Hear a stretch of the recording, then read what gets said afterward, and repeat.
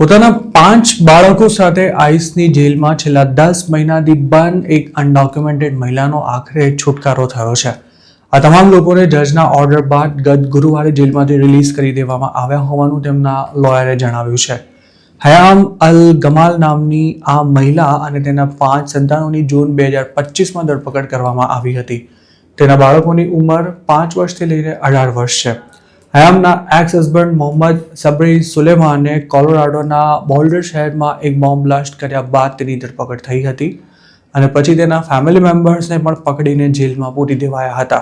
આ બ્લાસ્ટમાં 82 વર્ષની એક મહિલા ઘાયલ થઈ હતી અને ટ્રીટમેન્ટ દરમિયાન તેનું મોત થઈ ગયું હતું. તેના પર આકરી પ્રતિક્રિયા આપતા ડોનાલ્ડ ટ્રમ્પે આ કૃત્ય કરનારાના આખા પરિવારને ડિપોર્ટ કરી દેવાની ધમકીઓ પણ આપી હતી. હયામ અને તેના બાળકોને ટેક્સાસમાં આવેલી જેલમાં રાખવામાં આવ્યા હતા. જોકે રિલીઝ બાદ તેના 18 વર્ષના સંતાન અને હયામને પોતાને પણ એન્કલ મોનિટર પહેરવાનું રહેશે તેમજ તેમને આઈસમાં નિયમિત હાજરી પણ પુરાવવી પડશે. ડિપાર્ટમેન્ટ ઓફ હોમલેન્ડ સિક્યોરિટીએ આ મામલે આકરી પ્રતિક્રિયા આપતા કોર્ટ દ્વારા અપાયેલા ઓર્ડરની ટીકા કરી હતી.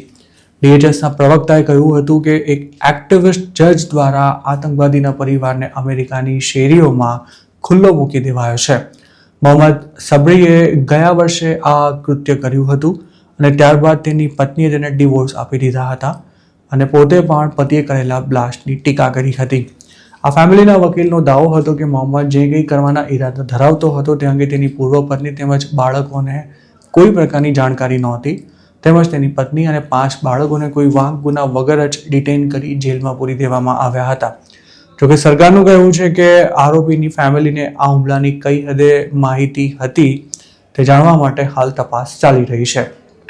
હયામના વકીલોએ એવો પણ દાવો કર્યો હતો કે ડિટેન્શન સેન્ટર દરમિયાન તેની તબિયત બગડી હતી પણ તેને યોગ્ય સારવાર પણ પૂરી પાડવામાં નહોતી આવી.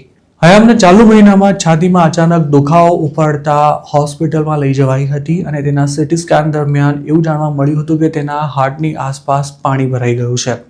હયામના વકીલે એવો પણ દાવો કર્યો હતો કે જેલવાસ દરમિયાન તેના 5 બાળકો પણ ડિપ્રેશનમાં સરી પડ્યા હતા. જોકે DHSનું કહેવું છે કે આ ફેમિલીને પ્રોપર મેડિકલ કેર અને ડ્યુ પ્રોસેસ બંને મળ્યા છે.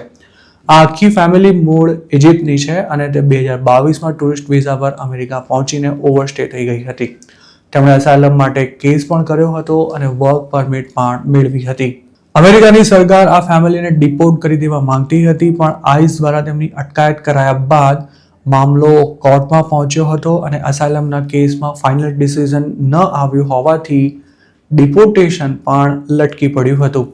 અમેરિકાની સુપ્રીમ કોર્ટના આદેશ અનુસાર જો કોઈ અનડોક્યુમેન્ટેડ ઇમિગ્રન્ટને 6 મહિનાની અંદર ડિપોર્ટ ન કરી શકાય તો તેને જેલમાંથી રિલીઝ કરી દેવો પડે છે. આ કેસમાં પણ 6 મહિનામાં હયામ અને તેના બાળકોને ડિપોર્ટ નહોતા કરી શકાયા અને છેક 10 મહિને તેમને જેલમાંથી છોડવામાં આવ્યા હતા. હયામના પતિએ જે કંઈ કર્યું તેનાથી હવે તેનો અસાયલમનો કેસ પણ સ્ટ્રોંગ બની શકે છે કારણ કે આ મહિલા હવે કોર્ટમાં એવો દાવો કરી શકે છે કે અમેરિકામાં બ્લાસ્ટ કરનારા પતિને પોતે ડિવોર્સ આપી ચૂકી હોવાથી ઇજિપ્તમાં તેના જીવ પર જોખમ છે.